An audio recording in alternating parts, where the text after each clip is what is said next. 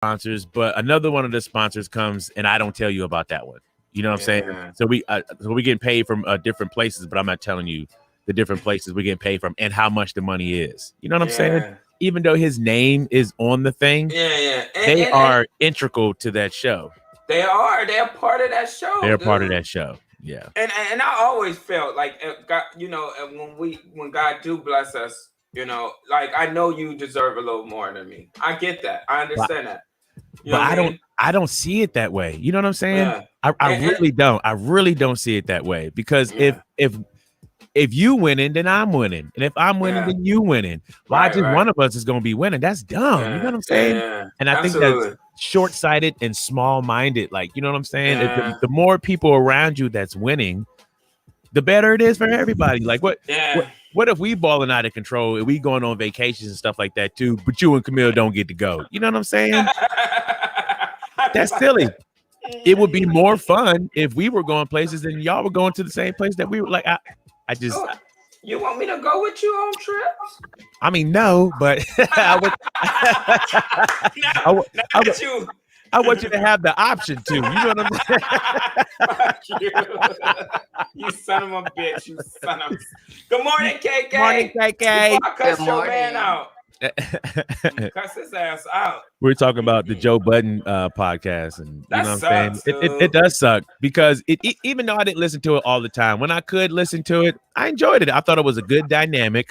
Yeah. Here you have somebody who's like Joe Budden, who's super over the top, emotional everywhere. Then you have like Rory and Mar, who are super cool, level-headed. They all had industry insight, so you know what I'm saying. You had different points of view of what they could talk about. You know what I'm saying? So. That's unfortunate. It's unfortunate that business ruins. Say again. It's taken off now? No, it still exists, but they're not on the show anymore. Joe Budden is not on the show anymore? No. The two co-hosts aren't on the show anymore. And he basically, which I really thought was childish, unprofessional, and immature, was to fire Rory on air like that. You know what I'm saying? That's some off the air type stuff. You know what I'm saying?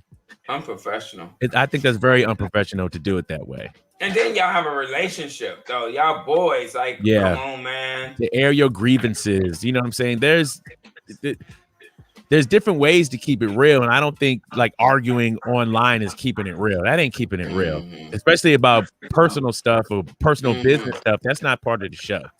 No, it's not. And that should have been handled off the air. And I don't know, man. It seemed like there's a whole bunch of different ways it could have went, but it didn't go that way. Right. So I think the only thing that's a little bit good out of it now is Joe Budden is admitting that he did handle that in the wrong way. I don't think they'll come back though, because I wouldn't come back because now I know how you really feel. Yeah, because they tried to come back the second time, right? And it didn't work. It didn't work. The chemistry's gone. The chemistry's gone. It'd be done. Yeah. I think them two should do their own thing though. Hopefully they will. We'll see. But if I'm keeping it real, like the three of them together made the show. I don't know if because I wouldn't even just listen to Joe Budden by himself. Yeah, me neither. I don't like it with them two dudes, and I'm not no diss on them. But I feel and I guess my feelings is a part of it too. Like how y'all broke up, it's like sucky, dude. Word. Good morning, Aunt Christy. Good morning, Auntie. Good morning, Aunt Christy. Thank you. I do think it's Poopy McPoopy do. Poopily do. Boobity boobity scoopity. We shall see. Like my moms will call her. Good morning, Pooh Bear. Pooh Bear. Good morning, Pooh. Who was she called Pooh Bear? My auntie. That's my mom's little sister. Aw. Yeah. What is the meaning behind Pooh Bear? I think because my auntie liked Pooh Bear. The Winnie the Pooh? Yeah, that was her thing. I remember her room when we were kids. She had a sticker of Winnie the Pooh on her thing. Oh, yeah, that's adorable. And she had Prince pictures, and man, she loved music. That was her thing. Turn up. Very cool. Aunt Chrissy, I want to try to remember this. I think so. Like, didn't we used to make the cheerleading mixes for your cheerleading squad? I really feel like that happened. Yeah. You did. You did. With Niecy, I think, with her daughter. Yeah, I think so. With my niece. Word. I don't know if y'all still do those or not, but I can make killer ones now. The ones back in the day, I was just getting my feet wet. But if y'all need any of those currently, oh man, I'd smash the hell out of that thing. So I'm just putting that out there on Christy if it's still a thing. Do you do music for color guard too? If they need it. No, we're gonna have to mention it for sure. If they need it, sometimes when I hear like stuff with my children involved and it don't sound good, I'd be like, "Why y'all didn't ask me to do this?" I believe something. Even last year, I think I asked Kira, "Why didn't y'all just ask me to do this?" Like if I hear like a bad edit or something like that, I'm like, "Nah, son, that's when you have." I'm not trying to brag or anything, but I'm good at what I do. So ask me to do what I do, and I got you. Like you don't got to pay for it. It's weird to me. That's weird true, especially those concerts. Y'all won first place. Uh-huh.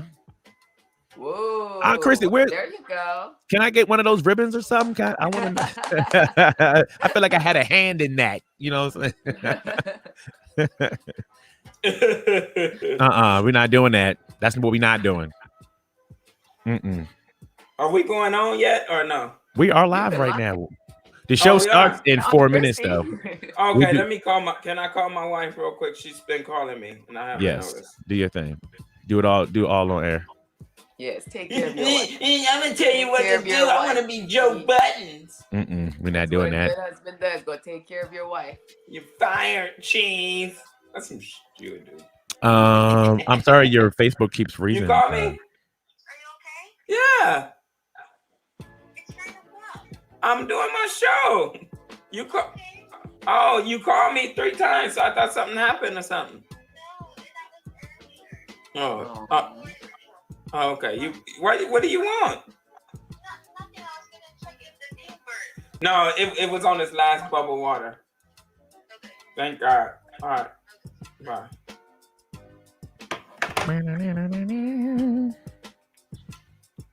Nights like this.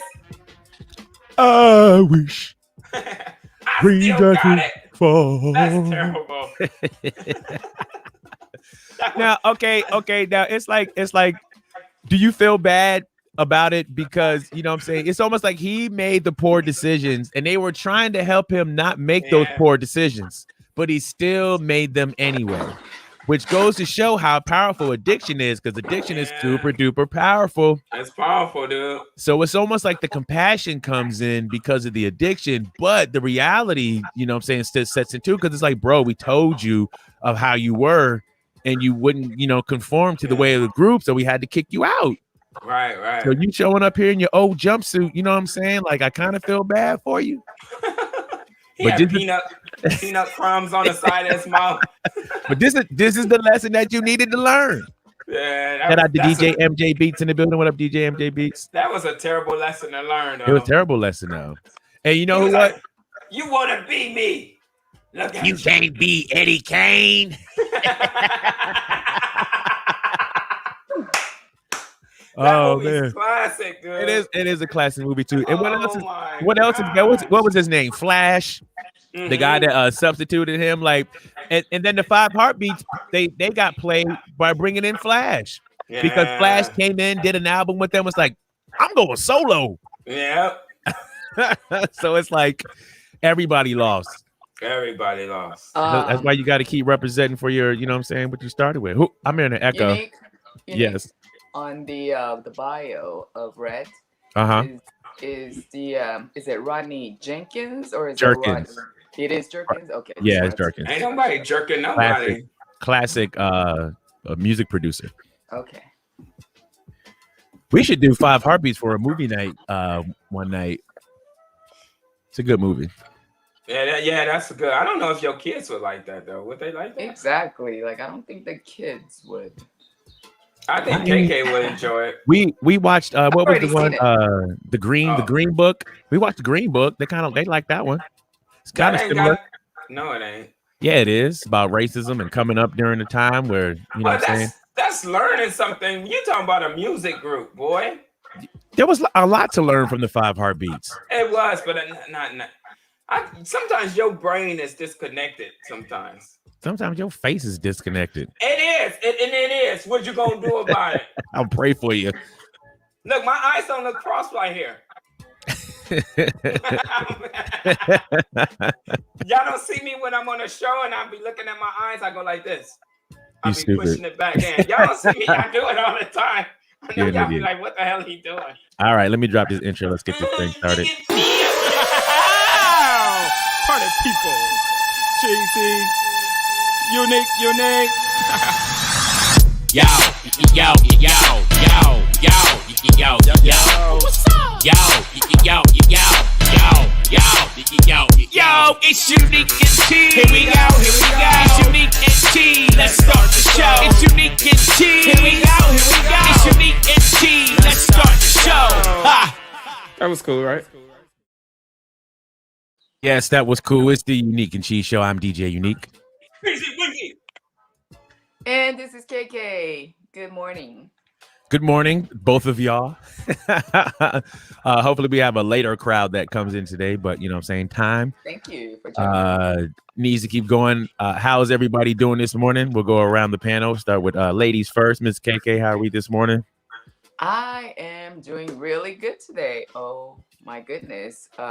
First day of Gemini season, celebrating our hosts.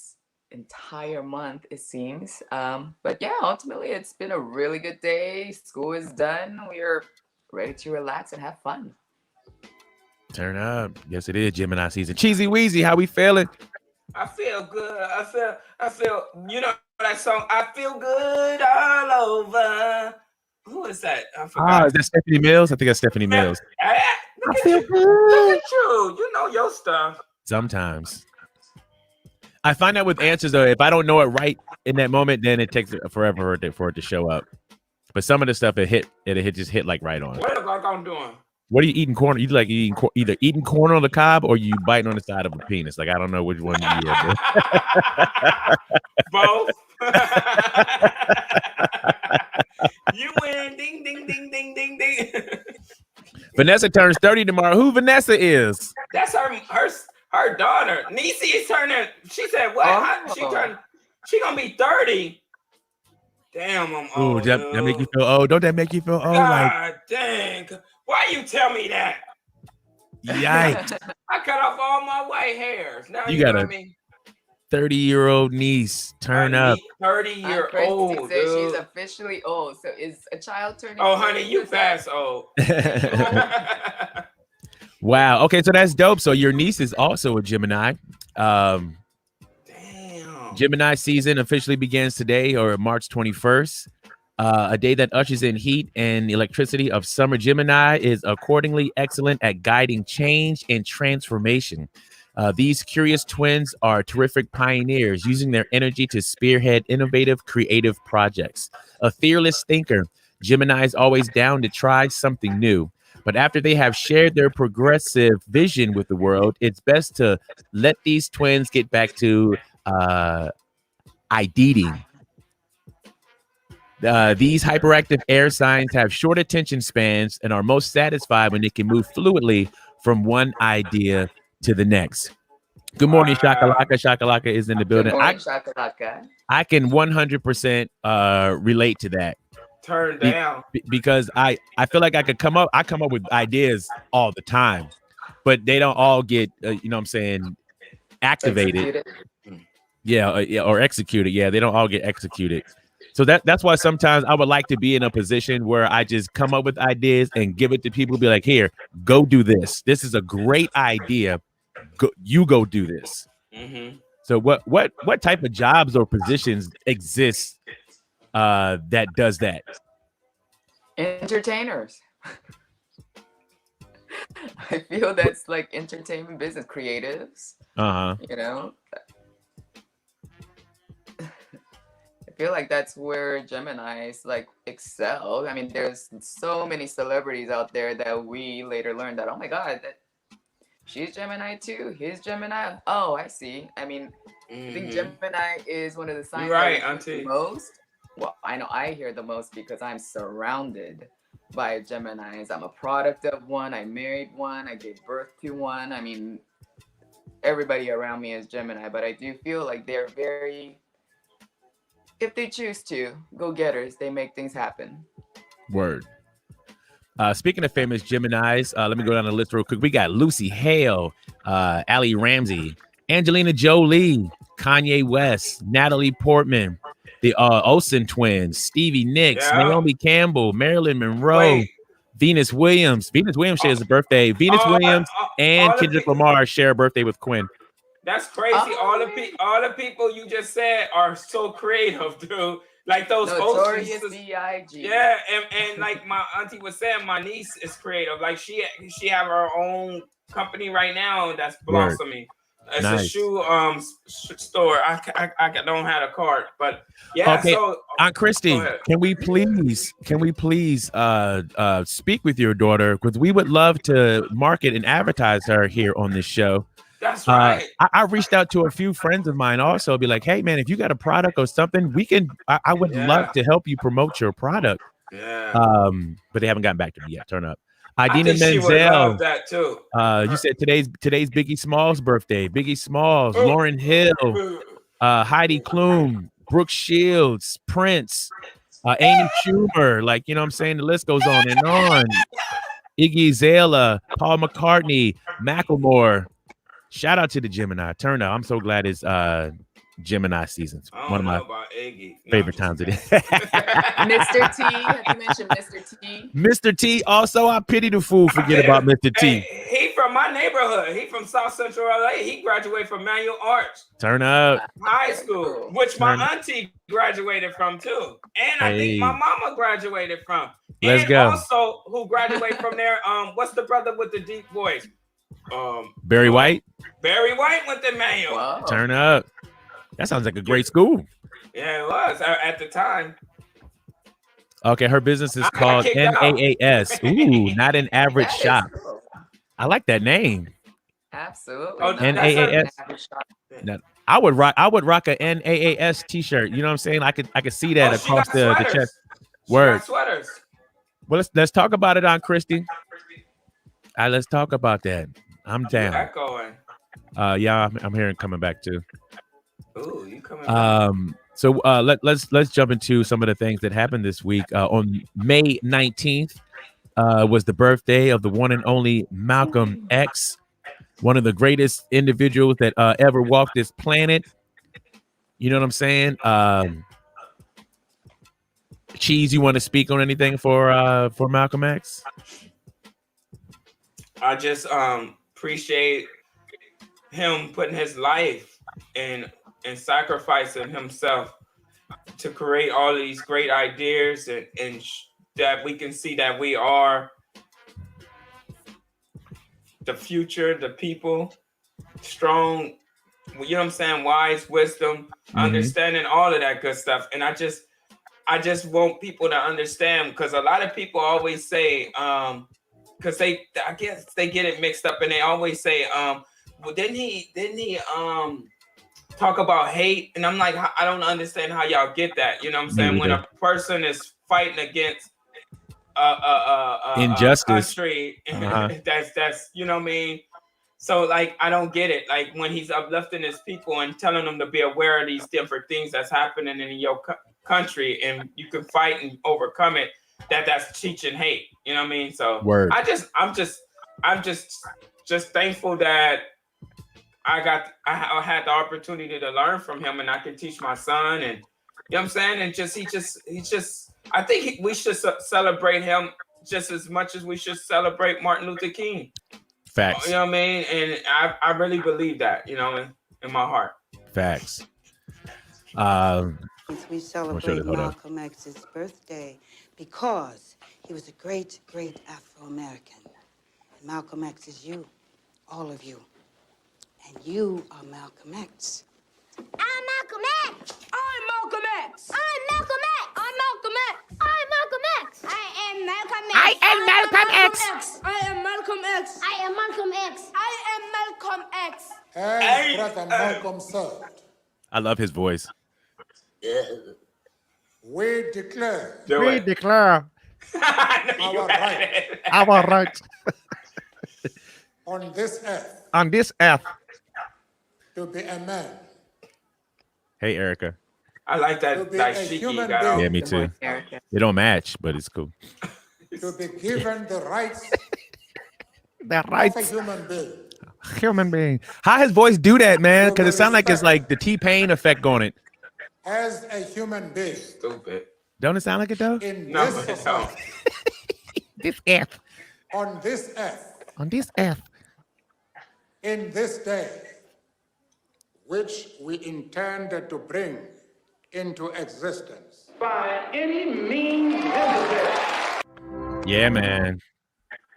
Shout out to Malcolm X and all that he's done for not just us as a people, but human beings in general. You know what I'm saying? Because his viewpoints changed over the years. You know what I'm saying?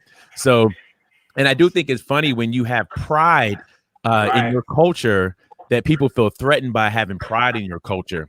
'Cause even in the sense, even if somebody was like white power, you know what I'm saying? I think, yeah, you should enjoy the power of being white, like enjoy that.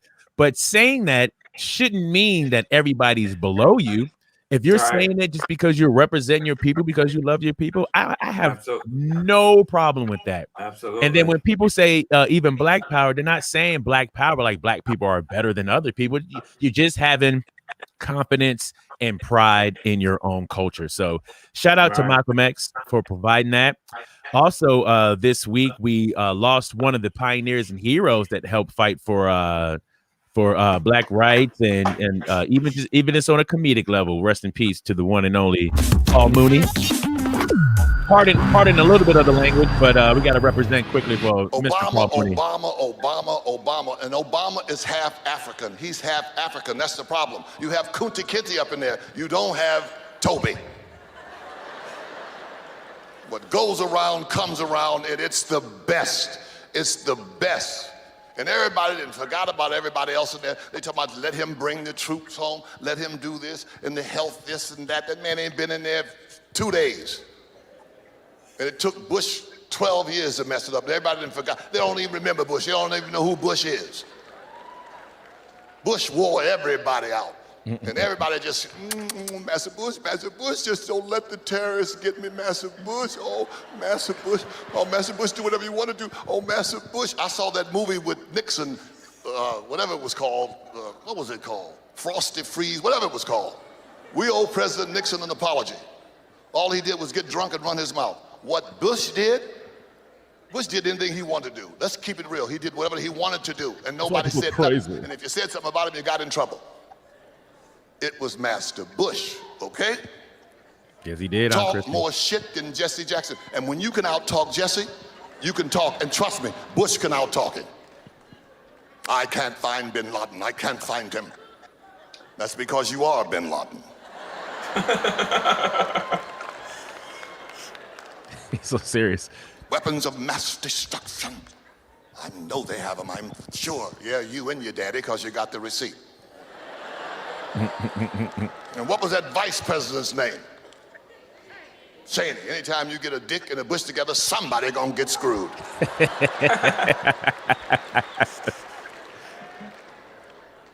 Two things. Trust me when I tell you this. The children, they know, and the wild animals know, and both of them are trying to tell us. They try to tell us every day. You just have to listen. You just have to listen. Yes. Listen to a child back there. Yes. But I mean that from my heart. Remember that. Two things. A 6-year-old girl walked into her bedroom, her mother's bedroom, with her 7-year-old friend. Mama was giving daddy head like Linda Lovelace.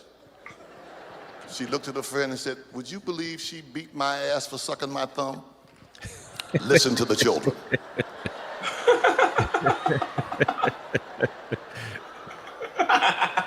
A 12-year-old boy walked into his daddy's bedroom. Daddy was tearing mama up, had her spread eagle, tearing her up. The boy was shocked as his mother. Daddy looked at his son and just laughed and winked. 12 weeks later, he walked into the little boy's bedroom. He had grandma's spread eagle, tearing it up. Daddy was like you, shocked. Little boy looked at his daddy and said, Ain't so funny when it's your mama, huh? That's terrible. He's horrible. In a good way. My goodness, dude. Born Paul Gladney in Shreveport, Louisiana, Mooney began his career working as a ringmaster for the Gaiety Charles Circus and got his start in show business proper as a writer for Richard Pryor. He also wrote for such notable TV shows as Sanford and Son, Good Times, and he was the head writer for the first season of The Wayans Brothers in Living Color. Didn't know that. Mooney appeared in such Hollywood films as The Buddy Holly Story, Hollywood Shuffle, and Bamboozled, and was known for his role as Negro Damas on Chappelle's Show.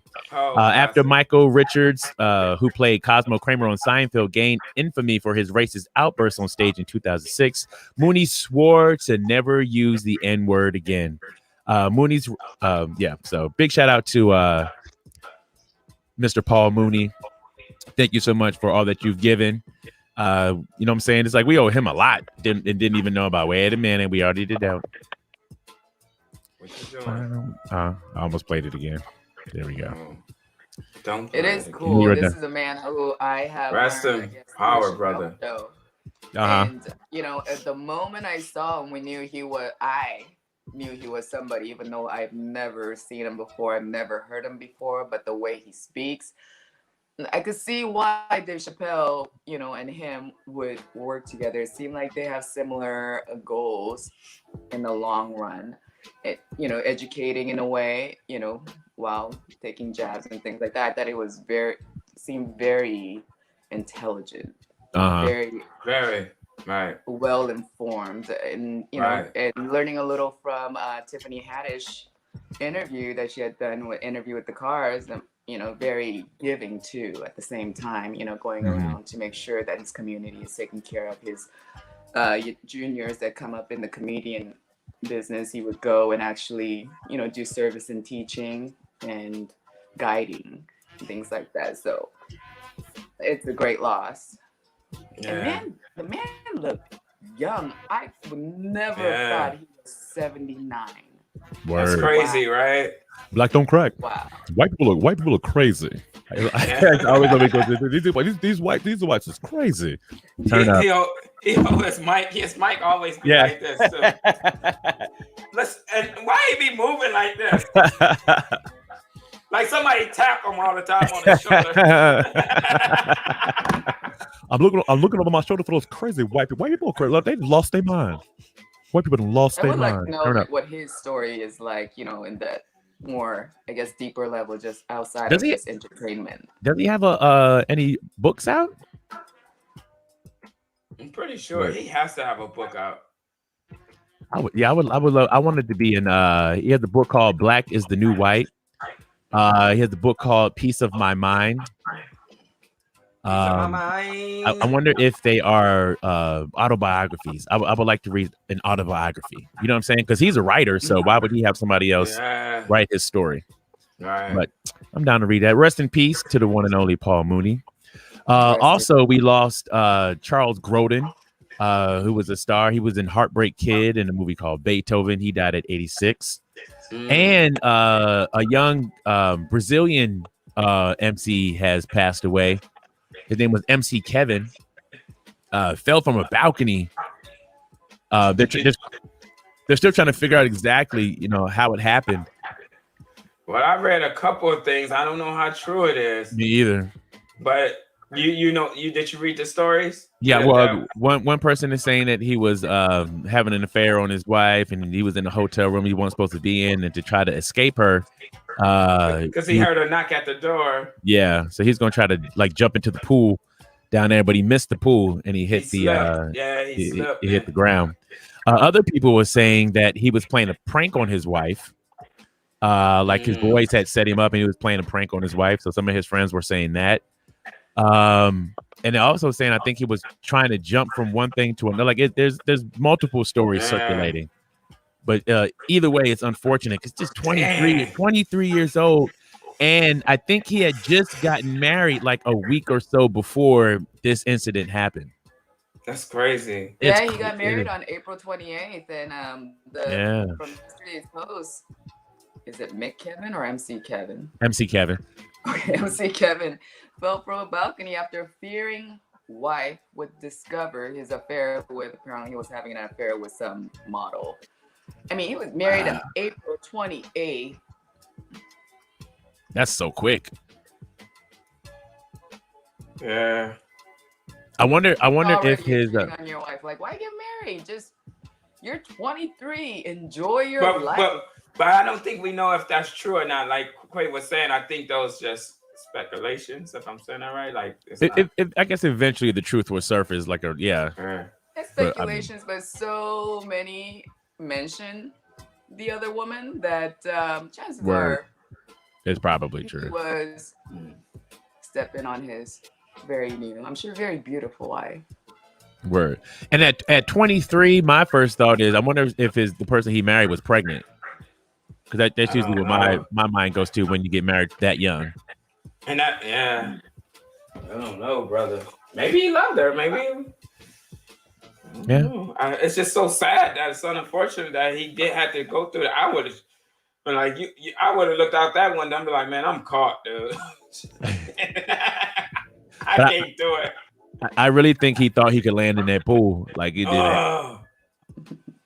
Damn, could you imagine? What floor was he on? Even he was on the fifth floor. Yeah, it was the fifth floor. Hotel pools are not that deep. Even if he landed in the water, chances are he was gonna be injured. He was. I mean, because don't jump even from the side. Fifth floor is on average. Most floors, I mean, most things are 10 feet, so that's 50 feet. Mm-hmm. Yeah, that he jumped down. And then how high does it need to be? Because when you hit that water, isn't it like hitting concrete? Yeah. Oh yeah. If you're at a certain height. Word. Yeah. Mm-hmm. And you gotta land a certain way. So if you're not, you do. A certain way, I learned that from the movie Guardian with Ashton Kutcher, like about jumping into a water from certain height, like it is.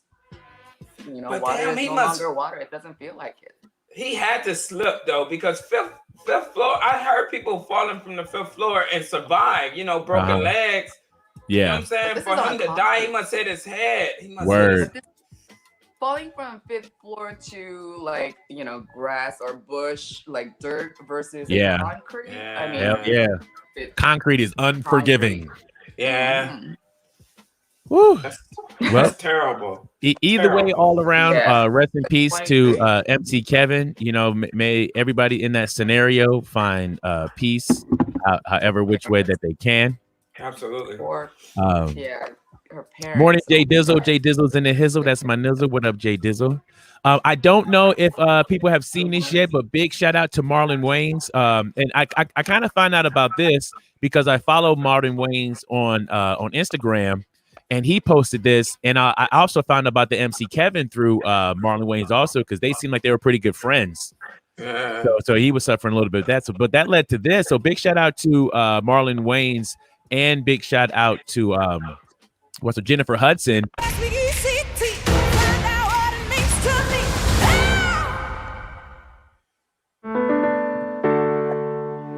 How is Aretha doing? Hallelujah. Aretha's doing alright. Just alright. Singing is sacred, and you shouldn't do it just because somebody wants you to. What's most important is that you are treated with dignity and respect. You're special, Ree. You have a talent they call genius. You better think about what you're trying to do to me. How old is she? She's 10, but her voice is going on 30, honey. Let your mind go, let yourself be free. How many albums have you had? 4. And no hits. I need you to focus and avoid frivolous distractions. Honey, find the songs that move you. Until you do that, you ain't going nowhere. I need a change. I want to sing what I want to sing. Okay. Find out what it means to me. You really like it? We love it. Riri.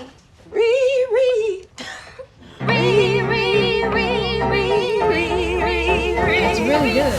R-E-S-P-E-C-T. Find out what it means to me. I got a single by this new chick named Aretha Franklin. I'm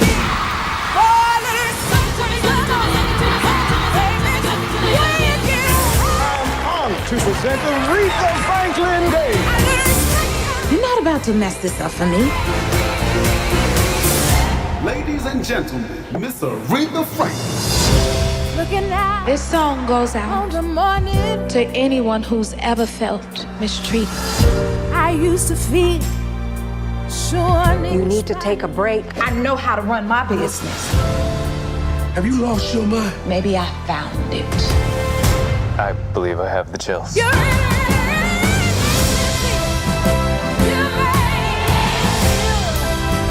Do you see what she is? She's a miracle.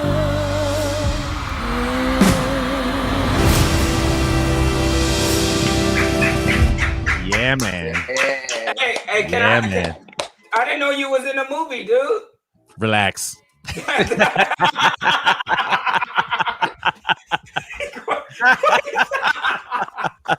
I'm gonna need you to relax. You need to relax on that. I swear to God. Y'all know great. you know you That look looks like great. twins. Hey, My first thought is Jennifer Hudson for the Oscar. She gotta run for her money, because I watched another one that came out a few months ago during the pandemic. Well, I guess we still in the pandemic, and it was on Hulu. Yeah, Hulu. Yeah, Hulu. About Aretha? Yeah, and it's amazing. And they didn't want that one to get out because it goes in detail about her life and her dad's life. Because he was a minister, like he was Martin Luther King before.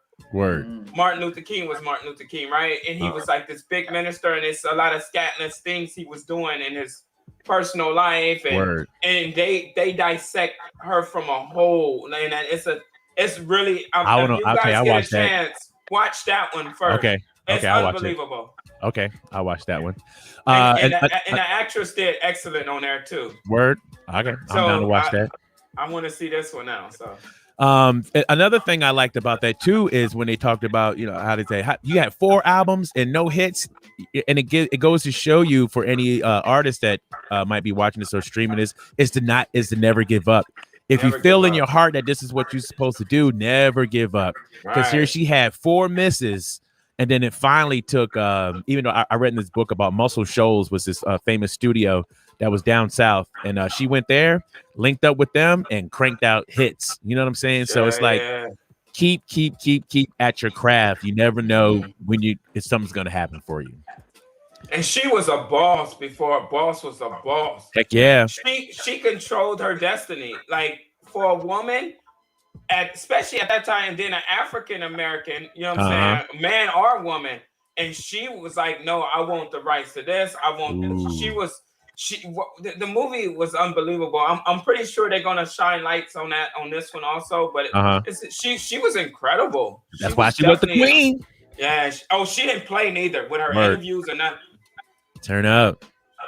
So the one you're mentioning is The Amazing Grace. Yes, absolutely. And it's a series, so it's gonna take you a while to watch it. But once you get in there, you're gonna be hooked, guaranteed. You guys gonna enjoy it. I know you guys will. The Amazing Grace. Writing it down right now. Amazing Grace. Yeah, that came out in 2018 as a documentary / music. It's on Hulu. I'm down to watch that. Turn up. Yeah. Oh, I like that. Great also. Yeah. DJ MJB's put. She made sure she got paid before performing, and I think that's very important for any performer on any level. You know what I'm saying? Before you hit the play button, even as a DJ, is to make sure you get paid, because there's nothing worse than, at the end of the night, you got to try to find their promoter, and you know what I'm saying. And then you start hearing their promoter stories like, "Oh man, it didn't go like we thought it was gonna go," and all this other hoopla bloopla. So I get your money up front. What voice was that you did? Yeah, this is definitely first-hand experience. What was that voice you did though? What voice? You said, "Get your money, man." You sounded like a promoter. And yeah, I don't got your money, man. Hey, it didn't work out the way we thought it was gonna work out. No, it happens. It happens a lot. I was watching some show on some rapper, and this is like in the now, like within the last 5-10 years. Word. And he was saying that he would perform and didn't get his money, and they had to shoot up the place. I wouldn't go by that, doing that money, but yeah, it happens. Like, are you kidding me? Like, you brought me here to perform. Pay me my money. Why are you trying to get over on me? Aretha Genius. Okay, I saw that one too. I don't know if that was the one, but okay, Amazing Grace. Okay, thank you, Aunt Christy. Must be the recent one. Okay, I'll watch that. Yeah, Aretha Genius. We should watch all of them because I love movies and documentaries about older artists and stuff that I'm really into. I love seeing their background stories. I think it's very cool. So shout out to Aretha. Now, one thing. Sometimes we can't trust the trailer. Sometimes. Could we just watch that and we all got excited like, oh, that movie looks really, really good. I can't wait to watch it. Do you remember a couple weeks ago, we also did that for the Mike Epps show that is currently streaming on Netflix. I enjoyed it. You liked it? I love it. I finished it. It's so hilarious to me. And wow. When you knock it down, to me, it was funny. It was hilarious. And in the beginning, you can see in the beginning, it's like when you work on your first song, right? And that song is hitting, but it's not that good. Then the second song, it gets better. It's like, it was unbelievable. It was nothing like the other show. What was the other show we didn't like? The Jamie Foxx one. That's what I thought in the beginning. I was like, oh, here we go again. But to me, it didn't do that. Yeah. So okay. You're saying we need to muscle through until we get I think so. Absolutely. Into it. All right, so I muscled through it. I finished with it yesterday. I got finished with it. I made myself watch it. Because it was some of the things like God bless you. The automatic. What if you said that in front of everything that wasn't funny? Like, oh, God bless you. I'm gonna pray for your jokes. But like, I got turned off immediately. From what's her name? What's her name? The comedian. Why can't I remember her name? Wanda Sykes. Lucretia. The name Lucretia turned me off automatically from the beginning. The fake laughing audience turned me off way from the beginning. The timing. I'm a fan. I want to watch. Yeah, I want it to be good. Anytime I'm ever critical of something, it's because I want it to be good. Like, you know what I'm saying? You guys had the opportunity to make something really, really good. And that's the only reason why sometimes it hits me in a way like, God, because I cheered for it. I really wanted it. So those two things turned me off. The timing of when they were setting up the jokes and stuff kind of turned me off. I will give it credit though. The longer it goes, it stopped being a comedy for me and it started being more real. And when it started being more real, I was like, okay, I wonder why they didn't go down this path from the beginning. When it turned into the dynamics of having the messed up relationship that they had, you know what I'm saying? That's when it got better for me, when it started being more real. But as a comedy, to me, it wasn't funny. Touching on the stuff like having the gay son, I thought that was really cool. The messed up relationship, okay, all right. Now we're telling a story, but just the comedy, I didn't think it was funny. I love when Wendy, what's her name? What's her name? Is it Wendy? Who? Wanda? What's the girl? Wanda Wanda sorry. Sykes? Oh yeah, Wanda Sykes. Yeah. Wanda and when Michael Epps, when they played the Dozens, I think it was so hilarious how they bounce off of each other like that. Word. It was just, and I like also like when a friend, every time he mentioned his wife or something like, dang, my wife, she don't like chocolate chip cookies. And the friend go, yes, she do. I thought it was good, man. Word. I enjoyed it. I can't wait. Okay, I'm glad you liked it. I'm glad you liked it. To each his own, though. To each his own.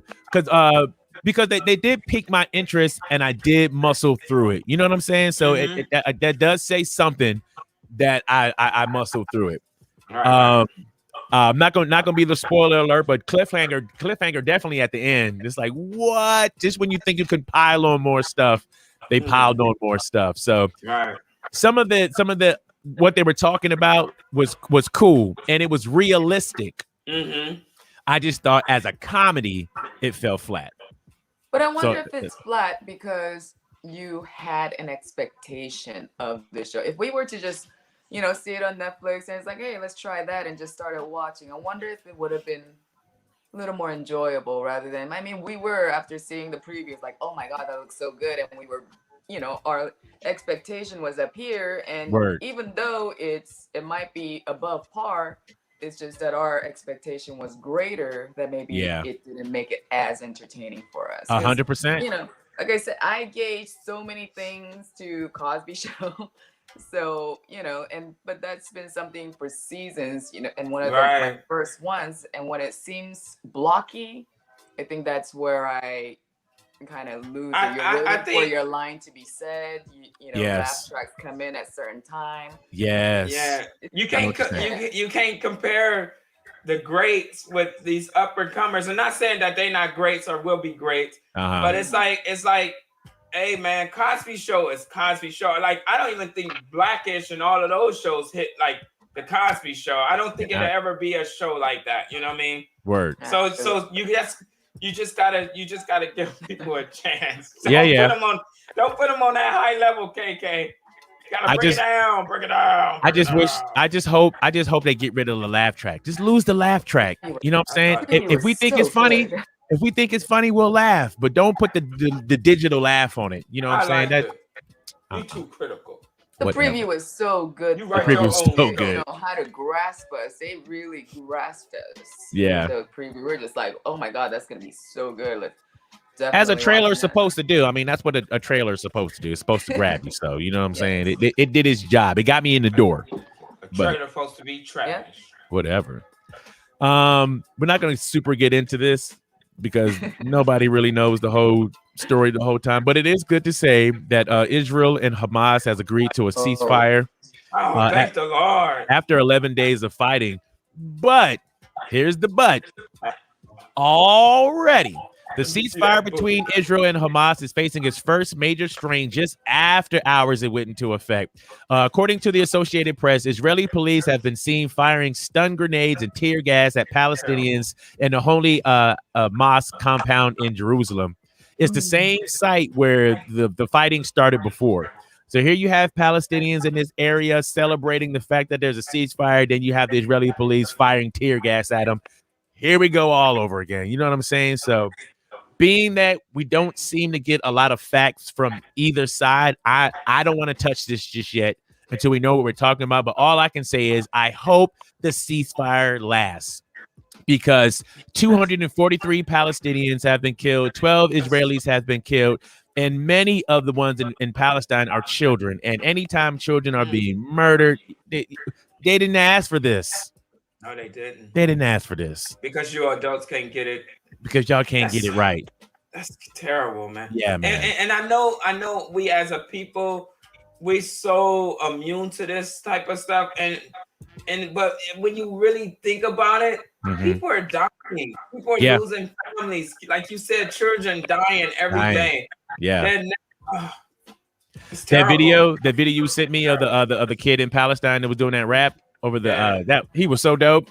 He was dope, man. That's why I sent it. I couldn't believe how good he was. I couldn't find it so I can play it on here, but because it was just on Instagram. But man, that little kid was dope. He was amazing. And to have him walking down the street rapping in front of all these blown up buildings and rubble and stuff, it's like, whoa. I saw arm. I was like, dang, man. You didn't see no arm. I didn't see an arm. You didn't look right. Come on, don't mess up my dialogue. Okay. I'm not. But so either way, we are hoping and wishing and praying that in that region they can figure it out. Even as we here in this country try to figure it out, we are asking them all. It's like all around the world, figure it out. We all need to figure it out. All around the world. All around the world. Song. Yeah, it's exactly the same song all around the world. You got one group hating on another group. It's like, come on, man. Can you do the Humpty voice real quick? Do you got it? I don't got it. I don't got it. But I tell you who does have something. Naomi Campbell got a new baby girl. How'd you get that baby? She had it out of her vagina. No, she was pregnant. She didn't have it on vagina? Was it a surrogate? They are, because she just announced it when she had it, so they don't know if the child was adopted or maybe she had used a surrogate. We do know that she's been wanting a baby for over 10 years. I was saying. Word. She get that baby. Nothing. They don't say? Says she gave birth to this child now. Ooh. You making rumors up, boy. What that was the headline that No, they but gave. she does have a child. I mean, she Yeah, has a I know. But it girl didn't come out her that's vagina? Tuesday. That is not known. I mean, Why you wanted to come out nobody there? has known about her pregnancy. Because- and just all of a sudden, and celebrities, they use surrogate parents. Even if she quite did, often to me, I nowadays. wouldn't be mad about it. Just why wouldn't you say? It ain't your business. She If had a you gave birth baby. to it, I Why believe they she why would they say, announce Naomi, it? Because she's Because excited it's because a a life baby. is born. Thank you, whether KK. adopted or Now, and I don't mind, but adopted in but different ways. as a 50-year-old woman, if she had a baby, that's incredible. And I think that, you know what I'm saying, when you put in the headlines, Naomi Campbell, 50, announced Tuesday that she just welcomed her baby girl. As a 50-year-old woman, did you give birth to that baby? That's a miracle. That's incredible. To me, that's the story. Now, if she adopted a kid, that's beautiful too. That's amazing. If she had a surrogate, that's cool too. But if you actually pushed a baby out your 50-year-old vagina, that's cool. That's a headline. No question, that's great. But we're saying there is nothing that says she gave birth to this child. She has welcomed. Welcomed. Word. Yes. But is that being selfish? I don't want her to mess up her body. Like her body still look good. She's 50 years old. What else you want from it? But she's still models though, dude. I know, Yes, and again, she's a pretty beautiful woman. amazing. Man. She's turning 51 tomorrow. Okay, so question. Wow. So question. That's crazy. That's crazy. Is it selfish for a 50-year-old to get a brand new baby? You know what I'm saying? Because when you that baby, I mean, not if she can love and provide and take care, do all the things that a mother does to a child. No. But she's gonna be mad old when that baby's still mad young. You know what I'm saying? Is that a disadvantage to that child? Young all her life. She's 51 and she looks like she's 30. Yeah, and she take care of herself, and you got money to help you though. Word. Take care of, you know what I'm saying? So it's a little different, you know. I hope so. Yeah, it's a little different when you're, But I gotta ask. I gotta ask. And I do not believe it is selfish for her to be using a surrogate. She is. No, I wasn't asking about surrogacy. I was only asking for age. So all I'm asking is for age. Is it selfish for an older person to give birth to a child? That's all I'm asking. It's selfish if you give birth to that child and you cannot take care of that child. But I truly feel Naomi Campbell has all the capabilities. Word. Shout out to Naomi. And she congratulations. Amen. Amen. Congratulations to Naomi Campbell with your baby. Turn up. Baby. Her skin's so silky. You think when you older, like, do you give birth to older children? Like, you know what I'm saying? Does the baby come out 3 years old already? Since it got to get ahead. Nope, that don't work. Okay, turn up. Boo! Her egg could have been frozen at the age of like 30, you know. I don't know how long those eggs last, but I don't think they're supposed to age once you have it frozen to be kept. So her babies might not have a 50-year-old egg that was given. You think when she breastfeed is powdered milk? You won't be breastfeeding. You got them 80 jokes. Get your ass out of there. Christy says that usually babies born with older parents have issues. Word, yeah. I agree. That was like the last eggs left. So if I have a baby now, would it be like conditions? No, because Camille's still young. Only you old. Oh, okay. but you said both parents though.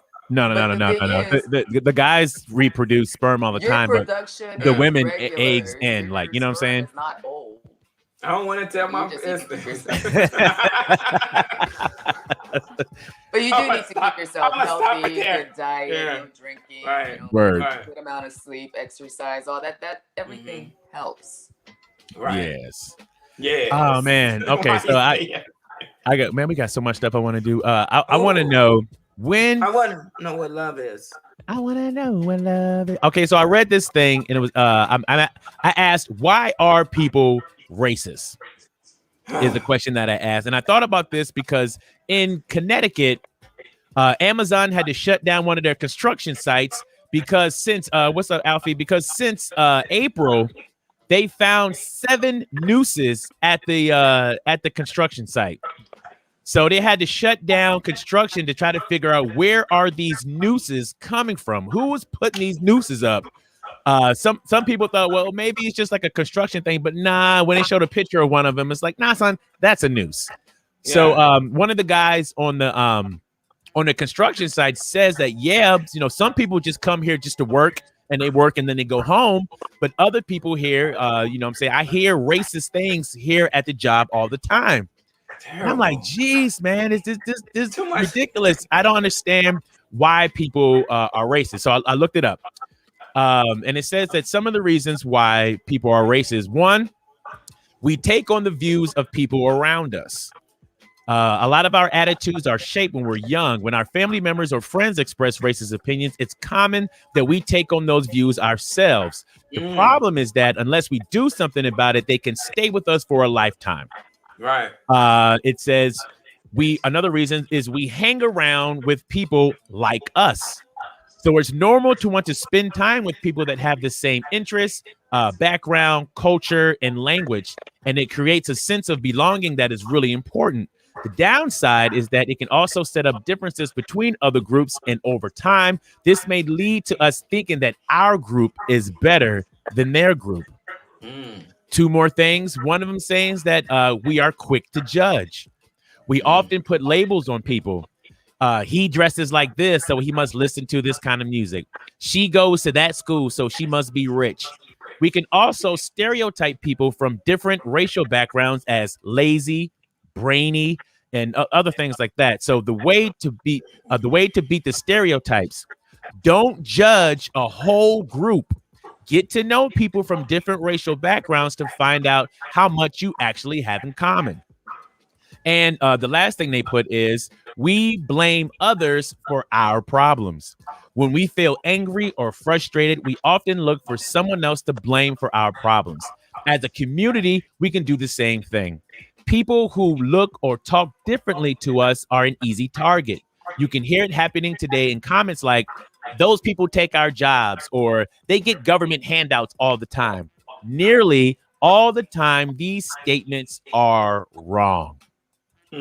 So I want to know you guys' opinion, if you have one. Why do you think, and you can just agree with these things that they put, but why do you think people are racist?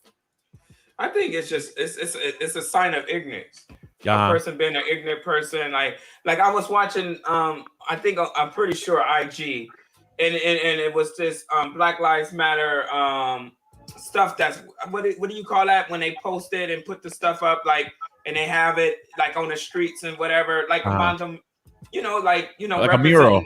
Absolutely. And and it was, I guess it was midnight, and this white guy just felt the power to come in there and destroy everything. And I was looking at it like, you have that much energy, that negative energy. What did that do to you? Why does that bother you so much that you want to destroy it? Word. What is the hatred in yourself? Because it's something to do with yourself, right?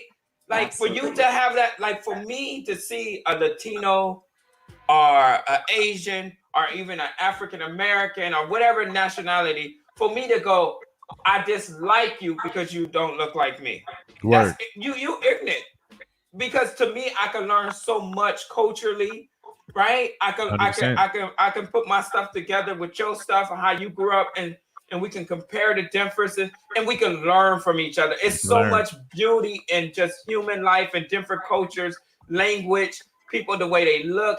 To me, I don't understand it because my mother didn't raise me like that. So I don't to me, it bothers me to the point like you just being ignorant. You just want to dislike somebody just to dislike somebody. So it shows how intelligent you are, which is none, because you dislike me because of the way I look or the way I sound or what the community I live in, how much money I have, how much weight I weigh. You know what I'm saying? Like, it's stupid. It's stupid to me. Sorry, that's how I feel. Oh, that's great. KK, do you have anything to chime in? You know, as our, you know, listeners, spectators, audience mentions, I truly feel fear. It has a great amount to do with it. How you are raised has a great amount to do with it. I mean, I've lived with it not all my life, I guess, for at least 35 years since I came to America. I mean, from the first day when I went to school, even though it was very heavily Asian populated, but still, you know, not knowing how to speak English, you were just picked on. Like, you hear things that you've never heard. You know, I've heard how our names are made is, you know, you just drop a silverware down the, you know, steps, and that's how your names are made, or there's so many things.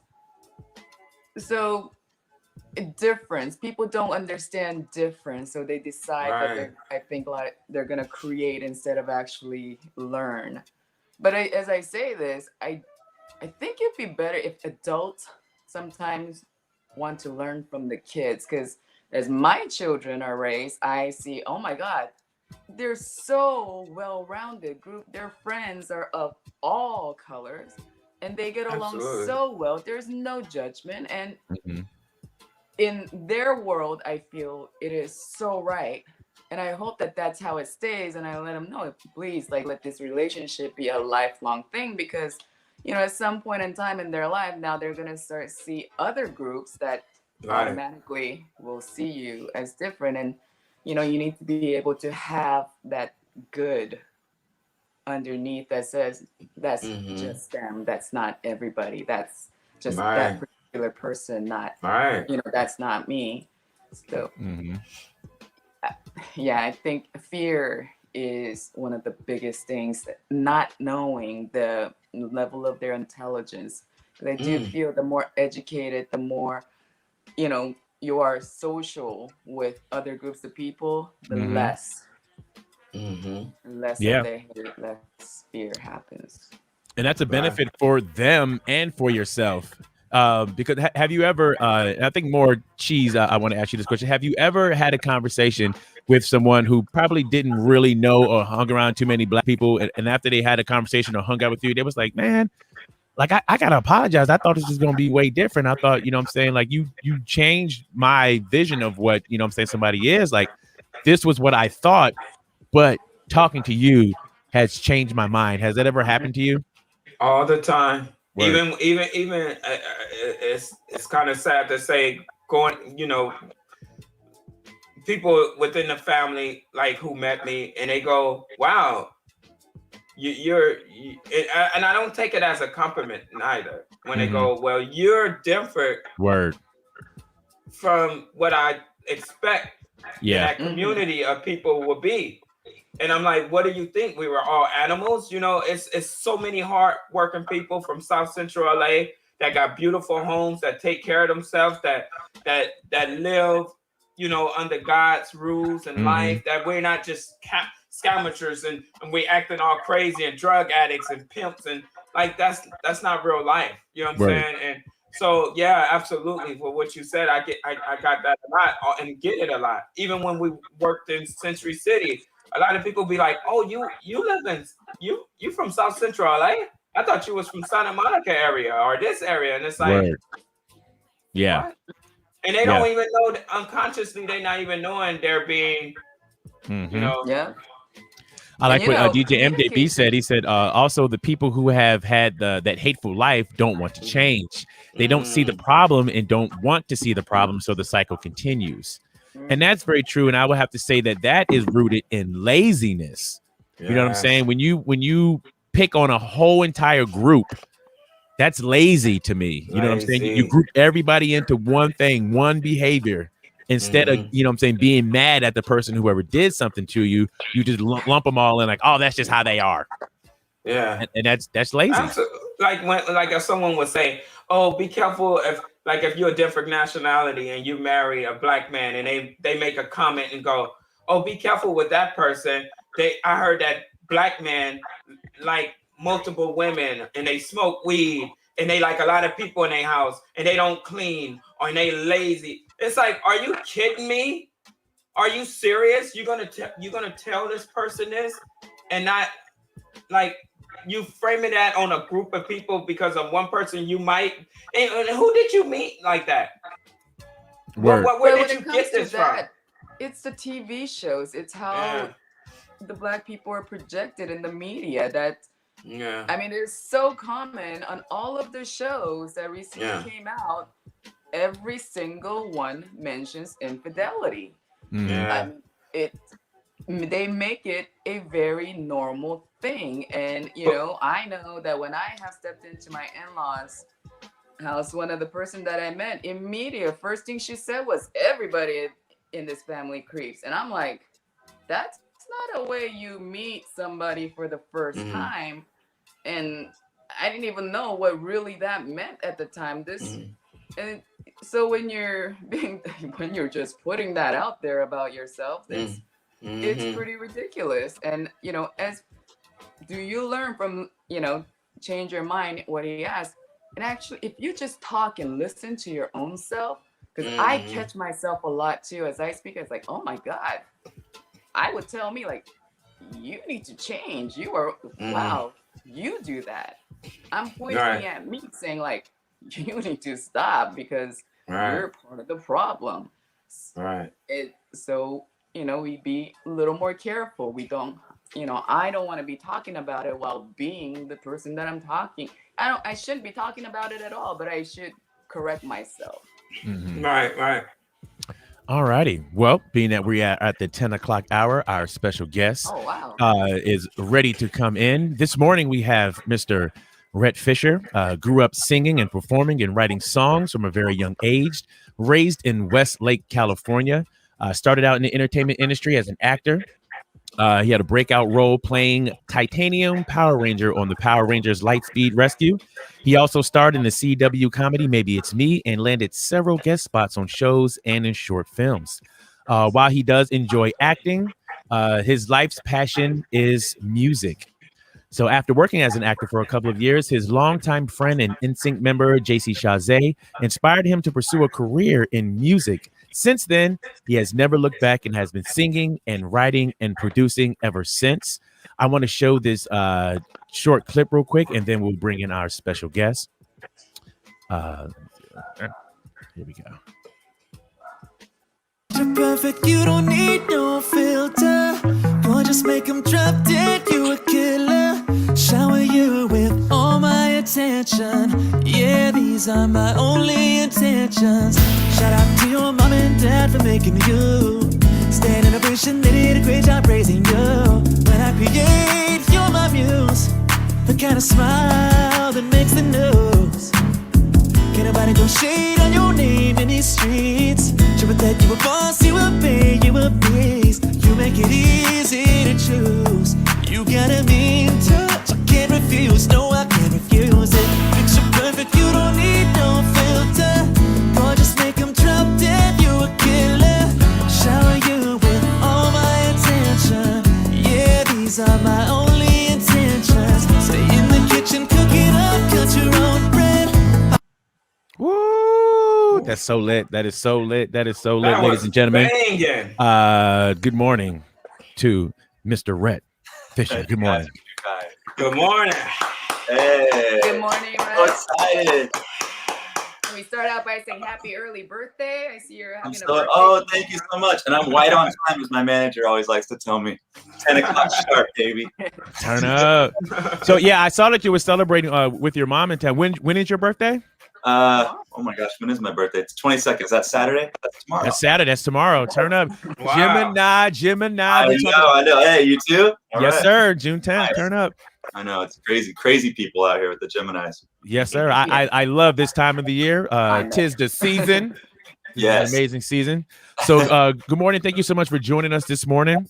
If you want, I mean, I did some of your bio, but if you want to quickly just, talk to the people, let them know who you are. Introduce yourself. Oh gosh, well, I grew up out here in LA as an actor, and I've always had music in my blood. And of course, my mom and my dad are like, "Why do you choose the hardest path you can possibly pick?" And you know what I mean? Why can't you just be like a banker or something? But no, I had to pick music, of course, and it's how the business is. It's crazy. It's just like there's so many different facets to it, and I'm just always evolving. I'm just trying to make a living for me and my family, and just support us. And so far it's every day is just like an adventure. You never know what's gonna happen. So I can totally relate. In your bio, I love this. You put that you believe that it takes a great team to be successful. So you like collaborating with other artists and writers and producers. Did you come into the game with that mind frame, and how did you gain that mind frame? And I'm asking this because one of the things we talk about all the time is we don't understand when people don't want to collaborate with one another and help each other build their career. So how did you get that mind frame, and how long have you had it? I don't know. I think I'm a social person, and I always think it's just so much more fun when everybody wins together. Like I've had some successes in the past, like on my own, and it's just like, I mean, if you're doing it as a group, it's just like so much more fun, And I love collaborating musically with people because that's how you grow. How else are you going to grow, right? Yes. If you're just sitting by yourself, like watching YouTube videos, it's not really gonna. I mean, I'll watch you guys show all day. I'll learn a lot, but I'm just saying, like, you got to have different types of people, different kind of writers in the room. And I think importantly for me, that's like really helped me to kind of take it to the next level is expanding where you're comfortable genre-wise as well. Like I love getting in the room with people where I'm not comfortable writing, that kind of song or that kind of lyric or whatever the concept of the song is. And then it just makes you grow so much as a musician. And also as a person, like building these relationships through the years, like, I'm getting up there. So it's like, I've been doing this for a while, and the longer you do it, like time is so important, that all the relationships I've made, and it's just like so important to keep these relationships strong, not because, you want to succeed, but you want to do it together. But also it's just like the connections you make in this industry is like, that's really what it's about, right? Yes. It's golden, priceless. Relationships are priceless. Yeah, that's true. So I have a question for you as a songwriter and a creator. Is it difficult, or is there a challenge to writing for other people, or writing for yourself? Like, is it easier to write for yourself or harder to write for yourself, and easier to step in somebody else's shoes and write for them? Like, as a songwriter, what is there difficulty in that? I think it's way easier to write for other people for me. Wow. Yeah. Why is that, or how's that? Because I love to like walk into a room with the artist and figure out what their message is, like what they're trying to do. And I've always had a problem for me because I like so many different kinds of music. And one day I'll be like, oh, I want to write a country song. And then like one day I'll wake up and be like, oh, I want to write a pop song. Oh, I want to write an R&B song. And it's like, I love being able to do all those different kind of things. But as an artist, like when you walk into an artist in a room, it's just like, who are you? Where do you want to go? Let's go through some songs that you like. Like, what are you feeling right now? And really like figuring out who they are, and then creating something around that. I think that's like really fun. Do you think being an actor, because when you act, you step into roles and become someone else, did that help you in your songwriting game, like to be able to step into the artist's role? You're good. That's good. I don't know. I was a terrible actor. I was on Power Rangers. I mean, come on. Power Rangers was fun. Oh, it was fun, but I'm not winning any Emmy Awards for it. Like, my biggest line was like, "Look at that monster!" Like I didn't have to do anything. I'm not like a thespian. So like Power Rangers, I was like, "Oh yeah, look at me! I'm on like this hit show. Let me just go out and get another job." And they're like, it doesn't work like that. You actually have to learn how to act. So then I was like, okay, let me book this show, and then now let me learn how to act. And then I went through that process. Oh, okay. It's just, but maybe it is. I want to know, how did you book that show? I haven't met you yet. I just want to say hello. I was listening to you guys talk, and I thought it was amazing before I got on here. Thank you. Yeah, what is your name? Oh, I'm KK. Okay, nice to meet you. I wanted to ask, so when you booked that show, because that's where do you know like martial arts background? Was that like something that had to, because you're saying like when it comes to acting, it wasn't that much involved. So do you do like double flip back kicks? I don't know what they're called. Roundhouse, jump, spinning. Yeah, watch what it out. No, well, I grew up like dancing, like as a dancer, right? So for me, like choreography just always came like super easy to me. So, and I did do martial arts when I was a kid, but I wouldn't say I was anything special. Like I think I got to black belt as a kid, but it was like kid karate. You know what I mean? I wasn't like. So then you were around music through dance. All the time. Oh yeah, exactly. Like the rhythm of dance and things like that, I think just was like in my body from like a super young age. So that kind of stuff. But like for Power Rangers, we did a lot of choreography, right? And I think of it as choreography, not really like fighting. Like for me, I'd be like 5, 6, 7, 8, and 1, 2. You know what I mean? Like, that's how I thought about it. So it kind of came. This is naturally, you know, when you're coordinated or whatever, it makes kind of sense. Do you still implement choreography into your performances now? No. Because I feel like I think that's missing. You know what I'm saying? Like when I go watch a concert, I think it's cool to see the artist moving. Because even a lot of hip hop artists, like they don't dance no more. Like you don't got to be MC. You don't got to be MC Hammer. But you know what I'm saying? Like I think that adds to the show to see the choreography. You want them to stop and be like, yeah. Yeah. Well, yes. Yeah, I want that. You paying $70 for a ticket? Yes, I want that. while holding a guitar, I want all that stuff. Yeah, totally makes sense. That in the background. We grew up with that more though, right? Yes. Yeah, right. We did. Now, but I think that's just like a thing. Like Michael was it, right? And so when you see Michael, you're just like, this is what I want everything to be like. And then everything just deteriorates. Like, you know, like it starts with him, and then he's like, okay, now what are you gonna do? Yes. I would say the closest we have to that currently is probably like Chris Brown or something like that. Like it is, when I see Chris Brown, I just think there's nothing he can't do. That's true. Even as a basketball player, I'm like, come on, man, it's not fair. He can ball. He's like an actual athlete. Yeah, there's nothing that he can't do except be patient. I don't know. And he's one of the dopest artists also. He can draw his Yes, he is. Yeah. And he can draw? Yeah, graffiti art. Yeah, he's pretty dope. That ain't fair. That just ain't fair. Yeah, anyway, how many instruments do you play, Rhett? I just play guitar and piano, but neither of them very well. But enough to write a song or enough to produce a track or something like that. Gotcha. Oh, so you don't do it live for your shows? I have done it live, but it takes me a lot to like get ready for that. Gotcha. It's more like the coordination of singing and playing at the same time has always been, speaking of coordination that I don't have now, playing and singing is like tough. So it's like more of you got to practice a lot for stuff like that. But yeah, you do. I do it. I'd rather have like some dudes that have been doing it like forever that are so dope. Like I have so many great musician friends, and then I pick up a guitar or piano. I'm like, what am I doing? I'll just like call my friend, like, dude, you know, this is what you do. Like I want people to do what they do in that scenario. Just like elevate everything. Heck yeah. And well, man, it's okay. That frees you up to start dancing a little bit.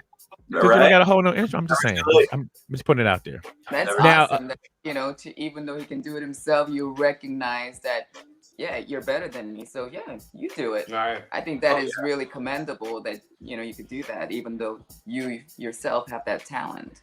Oh, you have to. You gotta put your ego aside. So you're never gonna make it. You gotta put your ego aside, you know. Collaborations. Now, I was going through the list of some of the people you were working with. It's an amazing list here, and the one that really stuck out to me was Skylar Stecker. I was like, oh snap, you know Skylar Stecker. I did this thing called the High School Nation tour for a couple years, and she was one of the artists that did the tour. And she did it with us when she was like 15. And even at 15, I'm like, who is this young prodigy child with this huge, gigantic voice? Like, she's amazing. That's so crazy. You know what's so crazy about that is, so I developed her from 14. Word. I did her entire first album, like where right before she got signed with Interscope and all that stuff, and Cherry Tree Records, and took off. And what's so crazy is, so I used to teach this Saturday morning class for performing artists, like kids, right? So their parents would bring the kids in, and I would like bring them into the studio, and it would be like, okay, let's practice. It was like a real life thing, like, because no one ever really explains to you it yet. Like when I was a child, like I was kind of a child actor in a way, and we didn't have like the tools, right? I was like, what if we started this kind of community where like you get in the booth and I teach you what it's really like to record a demo or a song. Choreography is included as well, like all this stuff, right? I don't do this anymore, but this was a while ago. So in that class, we had Skylar Stecker at 14. We had Ariana Grande. What? Yeah. And so I produced 2 songs for Ariana and for Skylar. And eventually, you know, they ended up blowing up. Whereas Skylar stuck with me for like a pretty long time until she was like, you know, 17 or something like that, 18. I don't know. I haven't talked to her in a while, but we did her next album after that. So that's a small world. That's crazy that you know. Super small world. Absolutely. Yeah. Super small world. She's a badass drummer too. I just learned that, but just by following her on social media, I'm like, this girl plays the drums too. She's crazy. Hilarious. The talent sometimes some people have just exudes. It pours out their pores. It's just it's true. Crazy. It's true. Now, being an artist yourself, working with so many artists and producers, is there a thing as having it? And then when you meet some of these people that you work with, do you recognize that they have what the it factor is? And also, do you also see that in yourself? Well, I've definitely missed on a couple things where like I've worked with people and then they blow up afterwards. Like Ariana Grande, for example. I was like, oh, she's a really great singer, but I wasn't like, she's like a superstar, right? I was like, oh, she's really good, but she was also really young, right? And for her, it was like Skylar and her to me were just like exactly the same. And they're both incredible talents, but we obviously can say that Ariana Grande is like a unicorn, right? Yes. I didn't see that at the time, which like blows my mind. So I think it's interesting, like it's like we were saying before, who are you working with, who's around you, who is your team, right? And who are you, and what kind of like fire and drive do you have inside of you to become the ultimate like the best, right? And I think she has that. I think she's amazing. So it just goes to show you just never know. Like you never know who's gonna blow up, who's not gonna blow up, who has, you know, what it is. For me, I'm always trying to find that in myself, but I don't know. It's just it doesn't feel like it's, oh, you have like this gift and that's it. I think it's hard work and the people around you are so important that I think it's hard to like, I don't know. That's just my opinion. Teams are very important because I would say probably the only thing that really separated Ariana Grande and Skylar Stecker was Ariana Grande was on a hit TV show. So she was exposed to more people, like to a larger audience, because Skylar Stecker doesn't lack anything. You know what I'm saying? Like it's just close. She's insane. Yes. Yeah, crazy. It's amazing. And I wonder because you're around. She's doing great. I'm not trying to, you know, she's doing yeah, she is. I'm just saying like Ariana Grande. Yeah, word. And I didn't at the time. I was because really talented kids. Sorry, Word. I didn't mean to cut you off. I was gonna say, I wonder because you're around so many talented people, majority of the people that are celebrities that are in this business, they are supposed to already have that it factor. That's why they're there. So I wonder if that's why it's more difficult to see because you're around, you know, tops and they're all supposed to be great. And like, how do you find like the best from the best? And, you know, you have so much of that. Does that make you feel like anything as to like, what am I missing? Or, oh, I got that. Like, oh, that's why I'm able to do this. That's why I'm able to do that. Or what is the inspiration? What is the opposite of that? I think that the key of like seeing that is like, and this is just my opinion, how young are they and how good are they at that age. Like if you look at the greats, they all started so young, right? And like for me, I started so much later in life, which is such a handicap in this business. Like you can just go down the list. Like all the greats were kids when they started, really. Like the mega people, right? How old was Prince when he started? I don't know. He might have been. I think he was in his teens. Yeah, they're all just like teens because you have to. It's like learning a language when you're a kid. It's so much easier when you're a kid to learn a language. It's so much easier to absorb this kind of information. But once you reach a certain age, your brain it takes so much harder. It's like you're fighting an uphill battle. You know? So I think like I can always see, oh man, this 15-year-old guy is bananas. He's going to be insane. Or if you see like a 25-year-old guy who's like got potential, okay, it's a lot harder.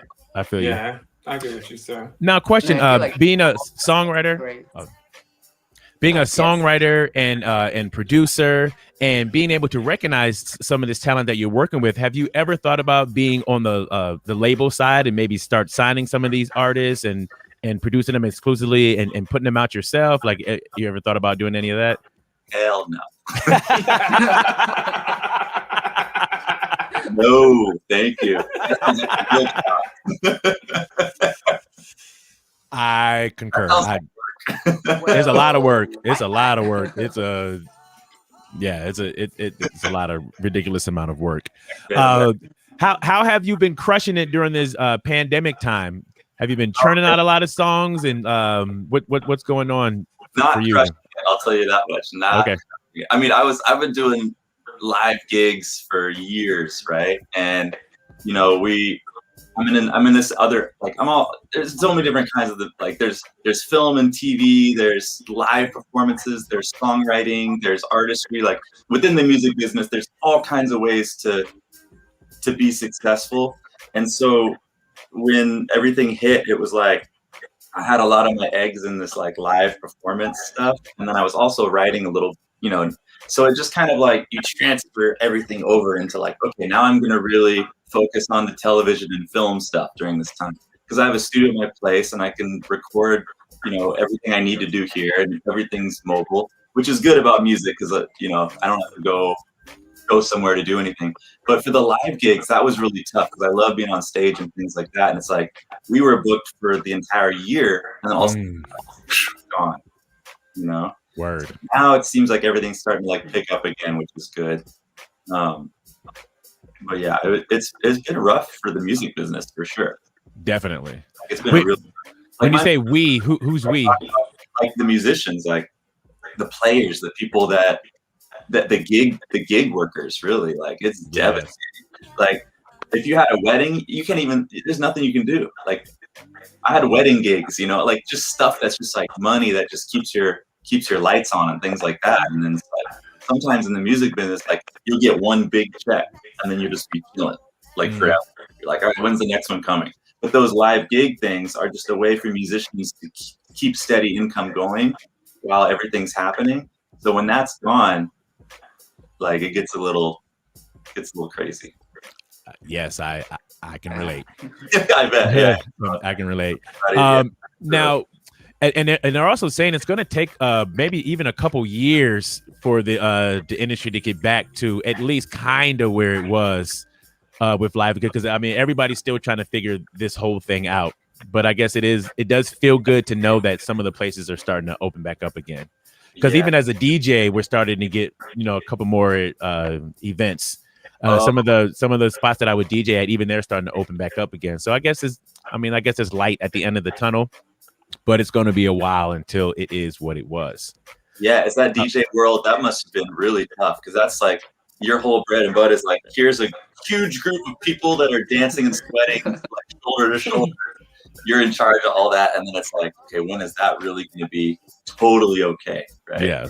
You got to go to Texas or Florida. Texas or Florida, I don't think they never close down. That's true.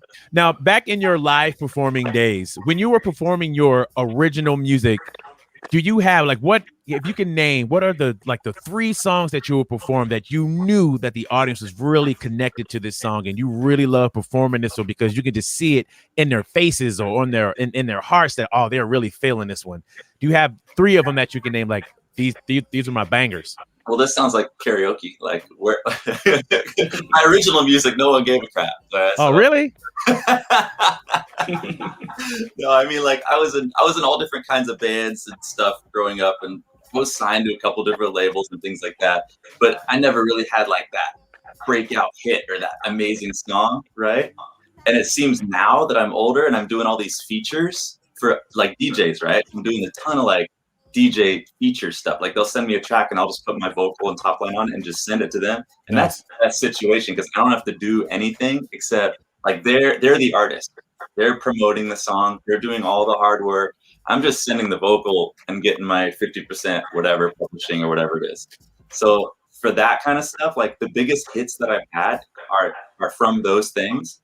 And those things are all overseas stuff. And I've never even performed these songs live. Wow. Which is crazy. But I would say that, there was a couple songs where we had some radio stuff going on with my old band, Sirius XM. We were like in heavy rotation. We had like 4 songs going at the same time.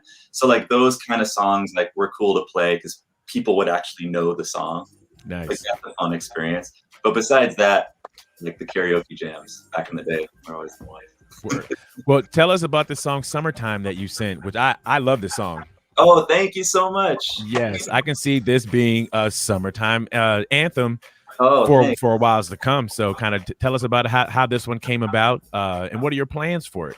Oh, thanks. Well, so that was, I was talking to James about this. This is so serendipitous how this stuff happens. So I've always been a huge fan of Robin Thicke, especially his first album back in the day, right? Mm-hmm. I listened to that thing. So, years later, my manager now was really good friends with this guy, Mav, who is not with us anymore, which is terrible. But he was a big A&R guy, and he was Robin Thicke's manager, right? So he was like, hey, let me have Robin Thicke's producer, Proj, send you a bunch of tracks, and you could write for Robin. I was like, oh my God, this is so amazing. I was Word. like, wow, like, this is my freaking out. So I actually wrote this song for Robin Thicke. He recorded it, didn't make the album. Then it got passed on to Frankie J. Do you remember Frankie J? Yeah, I remember Frankie J. He recorded it, didn't make the album. Then it got passed to this dude, Jordan Fisher, who's this awesome, like, up-and-coming singer. I don't know if you heard of that guy. I think the name sounds familiar. Yeah, he recorded it, didn't make the album. I was like, God, this song, I just love this song. And Proj like, so the producer called me, he's like, dude, I love this song so much. I'm freaking out. I'm like, this is Proj, the guy who did like all the Robin Thicke stuff. He's like, dude, we need to meet. So I was like, all right. So I met with him. He's like, let's just reproduce the song for you, and we'll just put it out for you. And I was like, are you kidding me? So I got to work with like his, the guy who wrote like all the Robin Thicke joints that I used to grow up like listening to, right? Word. I got to work with him, and we ended up doing a bunch of stuff together, which was like a dream come true for me. So that's why the song always means a lot to me, just because it was like his input, like working together and like learning what he taught me and all that kind of stuff. So it was cool. Amazing. Okay. I didn't give you that song. It's like, let's play it. We're gonna play it right now. This is "Summertime." I'm nervous. Wow. Why? I don't know. It's a great song. The world. Yeah, that's right. Under the flashing lights of summertime. Wait a minute. We always have the artists do this. Like we're on the radio right now. You gotta promote the song. You gotta okay. You gotta hype it up. You gotta hype it up, and then I'm gonna drop it right now. You're so much better at this than me. Okay. How's everybody doing? This is Rhett Fisher. This is my new single, "Summertime." Yeah, that's right. Under the flashing lights of summertime. Yeah, that's right. And I've lost the fight to summertime. She called me on the phone late. I couldn't guess what it was about. Yeah. She said it on the first day, but she ain't the type to be holding out. Oh no, no, no. She lives for the summer, everybody knows. At the end of September, we'll see where it goes. As for tomorrow, we'll be on our own. Maybe it's time to let her go. Now she's back to life, under the flashing lights of summertime. Now she's back to life. And I've lost this fight to summertime. Yeah. The first time that I saw her, she had that summertime look in her eye. Oh, that's right. Could have bet every dollar that she'd be gone by the 1st of July. Oh, yeah, yeah, yeah. She lives for the summer, everybody knows. At the end of September, we'll see where it goes. Oh, as for tomorrow, we'll be on our own. Maybe it's time to let her go. Now she's back to life, under the flashing lights of summertime. Now she's back to life. Ladies and gentlemen, feels like summertime. Yeah, come on. She turn it out and do it again, just in time for the weekend. The sun comes out and she's taking the friends, leaving the man, heading back to Vegas again. Can't believe that I fell for it. Took a shot, now I'm done for. She don't play. You can she'll be the first to say it's short too late. It's June 21st today. Hey, that means she's wildin' out. She's in the crowd, she's screaming out. I'm hearing every dude talk about how she on the prowl and I'm missing out. I guess there's nothing I can do for it. Just take a dip in the pool for it. Hit the hotel room where the party's at. Yeah, maybe I'll call her up and see if she's in the mood for it. I still think about it when I stay up too late. Cause Sundays goes without it, I just get in the way. You're right when I found it. She left my heart to break. Never thought that summertime could make me feel this way. She's back to life, back to life, back to life. Now she's back to life, back to life. Lost my mind. Now she's back to life, but flashing lights. Now she's back to life, to summertime. Yeah, man. Woo! You guys are too kind. Yeah, man. That was yeah. dope. I'm telling you. As Yo, soon as I heard that rhyming record. You was killing it on the rhyming, man. Right? Oh, thanks, guys. Okay. Yeah. I tried. So it might be a blessing in disguise that that the other artists couldn't fit it in their album structure. Like, Right? Maybe that's an amazing song. It's an amazing song. Thank you. I really appreciate that.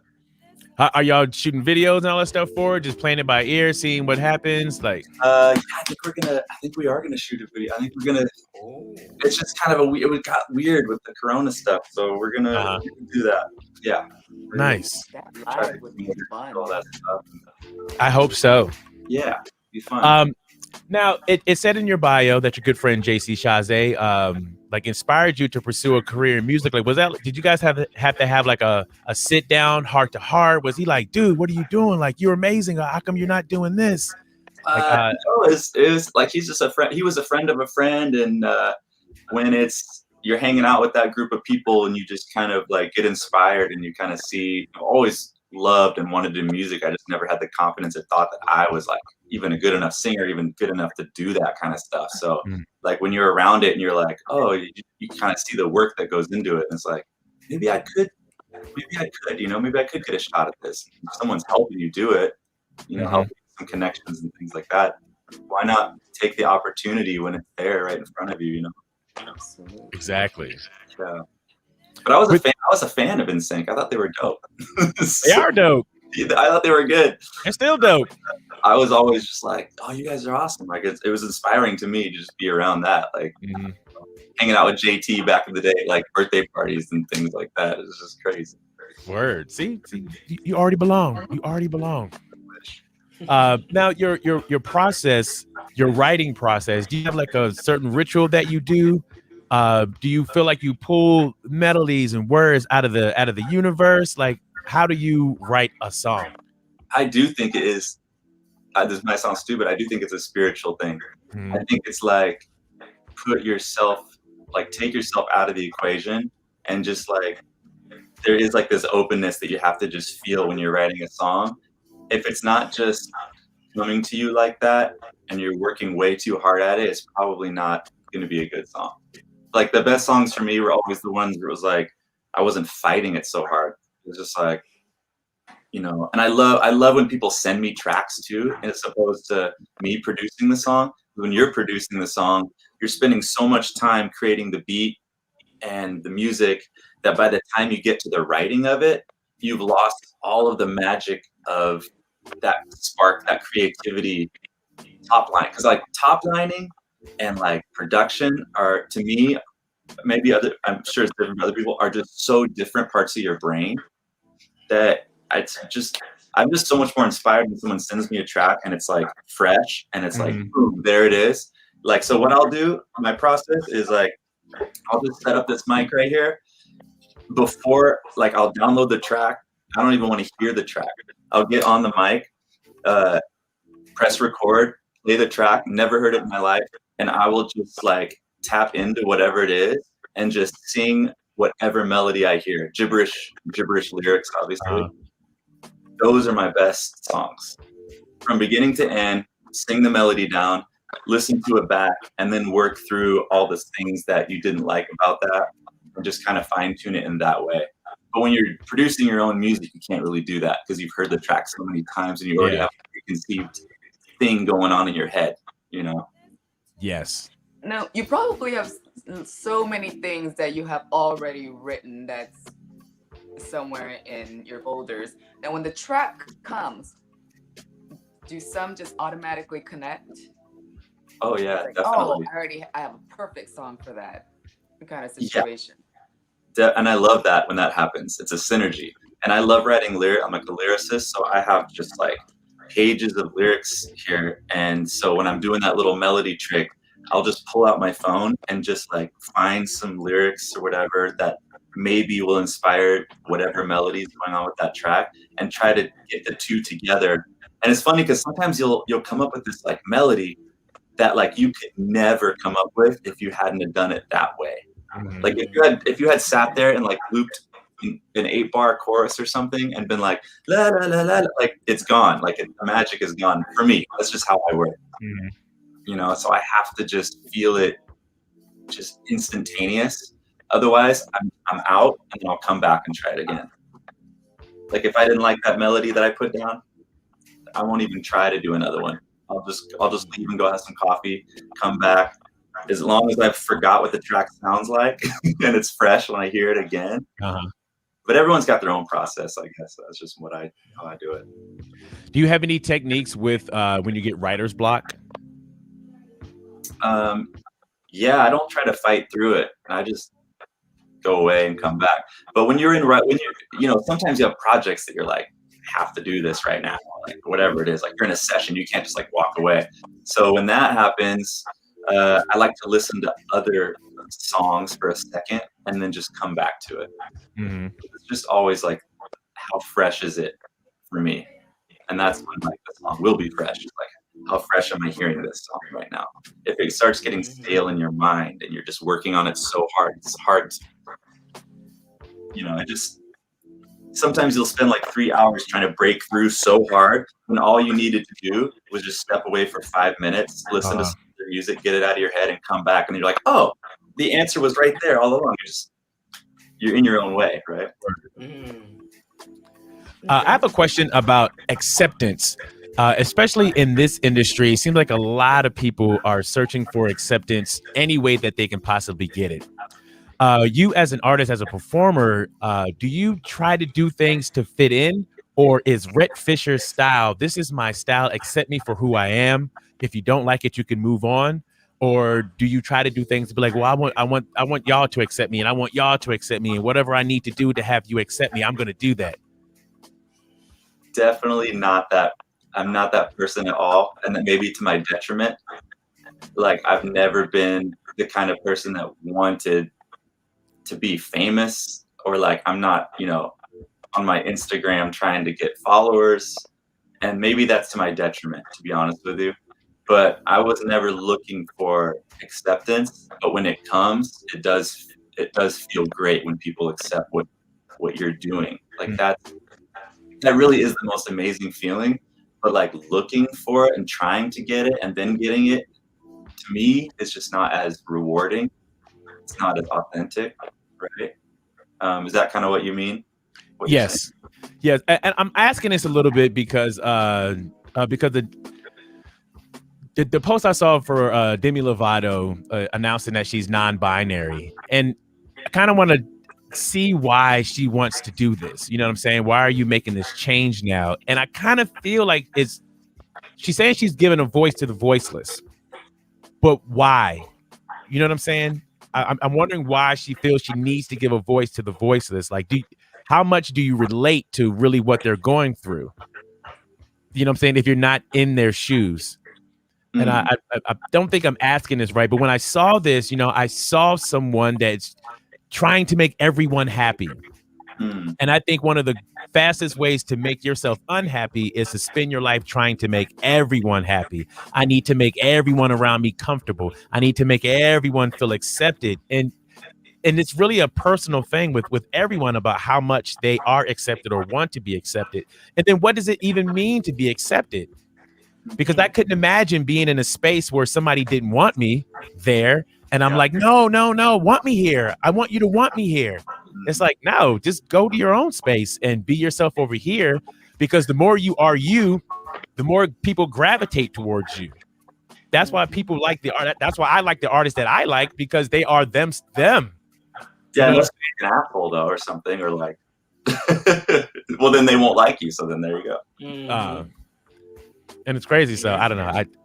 I don't know why I thought that when I read that she was saying that, but well, I have a question for you, my brother.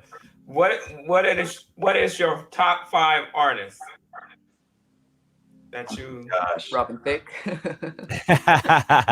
he's definitely one of them. Michael, obviously. Garth Brooks. Oh, shout out to Garth. I love probably Usher. I'd have to put on there. God, that's so hard. It is. I don't know if I can't pick 5. That's crazy. Word. I do this thing also because especially in the hip hop community, they love to have their top 5 MCs. Yeah. And I'm like, I have 100 MCs in my top 5 MCs. It's too many. And it's like through your life, right? Yes. There's no way I can pick, and it's unfair, and I think it's silly that people even do that in the first place. Album of the 90s. Yeah. What was my favorite album of 90 to 95? Like, I don't know. It's impossible. Yeah. It's impossible. I think it's impossible. It's too much, especially when you love music. It's so much good music. It's impossible to be like, oh, this is the best of whatever. It's like, I don't know. I can't do it. Now I do have a question though, and I think I already know the answer from how you were saying it, but is all what do they say? How do they say it? All not promotion. What is it? All what? They say all what is something good. Oh, I don't know why I'm having a brain fart right now. Is it marketing? Not marketing. But when it's like bad marketing, all promotion or something like that, like every headline you get or whatever, like they say, all of it's good because it's driving people back to your product. You mean like so I'm kind of asking exposure. It's not really exposure either. MJ Beats it'll come back to me. But anyway, publicity. There we go. Publicity. Yeah. When they say that all publicity is good publicity. Thank you, DJ Hams. So we do this thing on this show called Wash Your Ass, Brush Your Teeth. When it seems as though somebody's doing something pretty silly that you should probably correct what you've done. Yeah. So I wanted to see if there are things that you would and would not do to promote your music. So this week's Wash Your Ass, Brush Your Teeth goes to this guy named Antoine Deshar Bradnax. His MC name is Bugsy.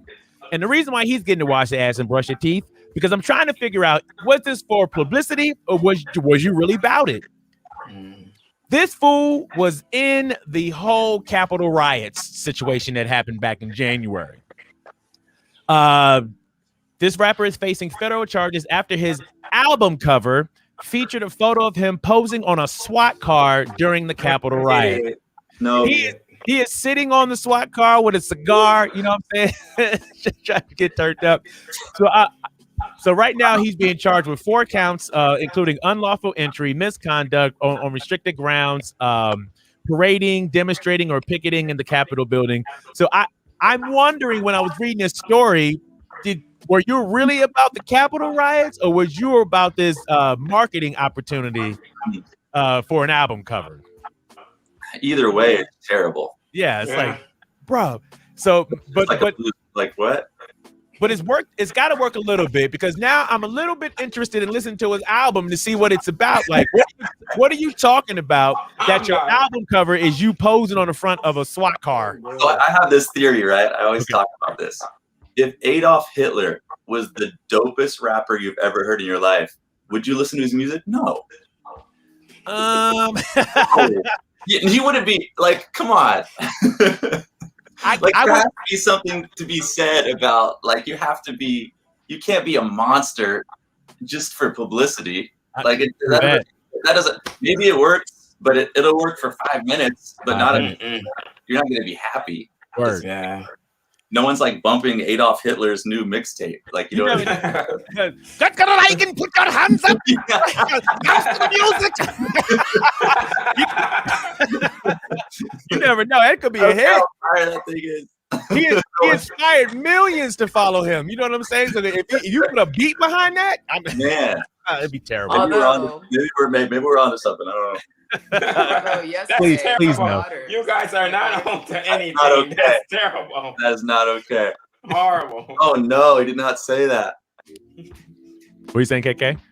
So, though yesterday my daughters have shown me a couple of artwork, painting and they were pretty nice, of mountains, of nature. It's like, oh, they're really nice for them to say this is Adolf Hitler's work, because before he became what he was, he wanted to be an artist. So I don't know, people may have these things in their households not knowing where that have come from. So I don't know.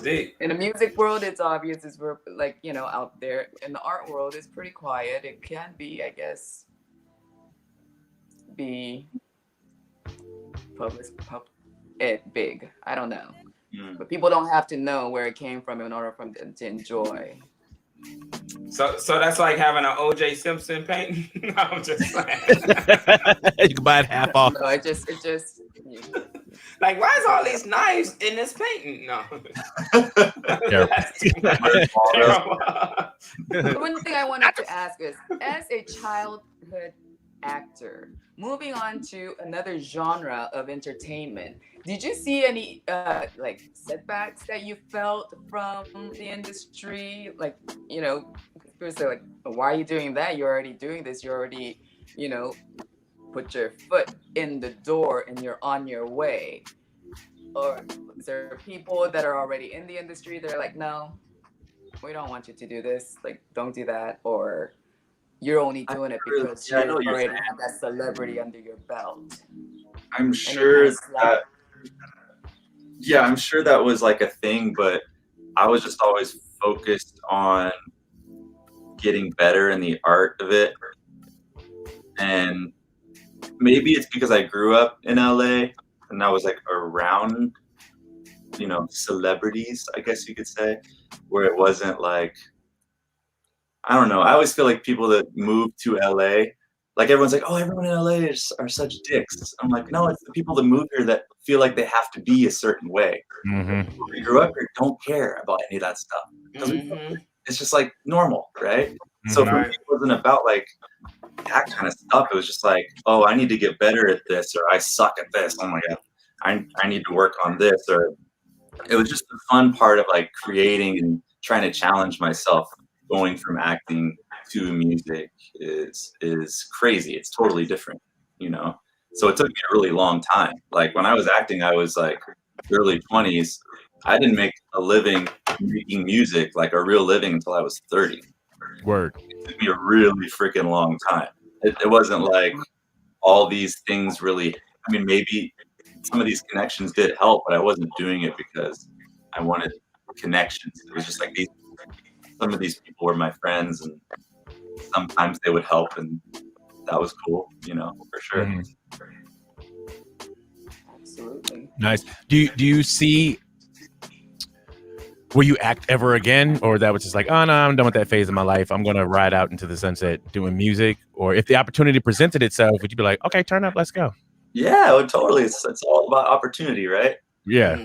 I just want to go where the opportunity goes, especially like climate. It's like, oh, it's something cool, shiny thing over there. Let me see if I can do that. Word. You only live once. True Gemini. True Gemini. Go yes. for it. All righty. It's been great talking to you this morning. It's been a pleasure meeting you. I'm looking forward to more music. Where can we hear more music? If we wanted to, are you streaming on Spotify? Any of these things on your website? Like, where can we hear more of Rhett? Yeah, you can find everything on all digital platforms. I mean, really, if you just search my name on Spotify, Apple Music, you can find all the features, all the artistry stuff. Everything's everywhere these days. Awesome. So Tower Records at 3:00 putting out a wow, do you remember Tower Records? Oh my God. Yeah. Oh man. I think Tower Records really missed out on an opportunity not becoming an Apple Music, not becoming a Spotify. You know what I'm saying? Like trying to hold on to that old format, you know what I'm saying? They died instead of moving into streaming. Like you can't fight what's coming. You gotta adjust and keep it moving, because the world will leave you behind. Yes, absolutely. They should team up with Blockbuster now. They should. They really should. Put out some NFTs or something. Heck yeah.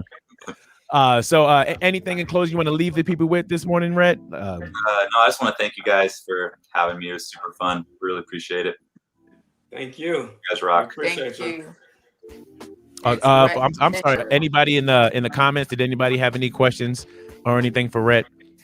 While we still have him, go ahead and throw it in now. Good to see DJ Hams in the building. Thank you for joining us. You're a really good looking guy, by the way. I mean, I want to say, it's like I just looked at your profile. He's 6'1", so you should be doing a little more acting too. Definitely. James is really good looking, isn't he? I know. You're funny too. You're a funny guy. James is a troll. I'm just kidding.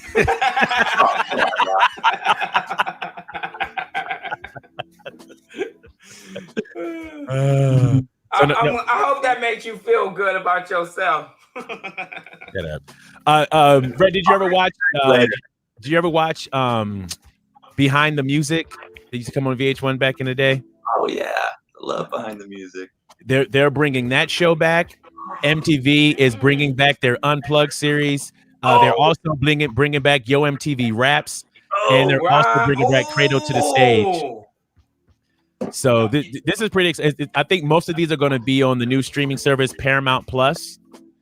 They're trying to get back in the game, but I love these, and I think it would be cool, Rhett, just putting it out there into the universe, is to get ahead of the game and possibly produce one for yourself, because kind of we don't think that anyone kind of cares unless you have like the #1 record in the world, you think. But I think it's really important to document all that's happening now, because it's so much fun to watch. Like I would definitely watch a documentary about you and all the different artists that you work with and producers that you work with in your trajectory. I would watch that.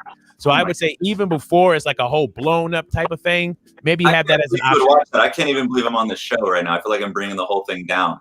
Oh no, you're good. No. You're good. No, You're that good. opening was. Take that out of your mind frame. Take that out of your mind frame. Oh. Yeah, that'd be awesome. That's a great idea. I'd love to do that. I used to love those shows. Are you kidding me? That'd be a dream.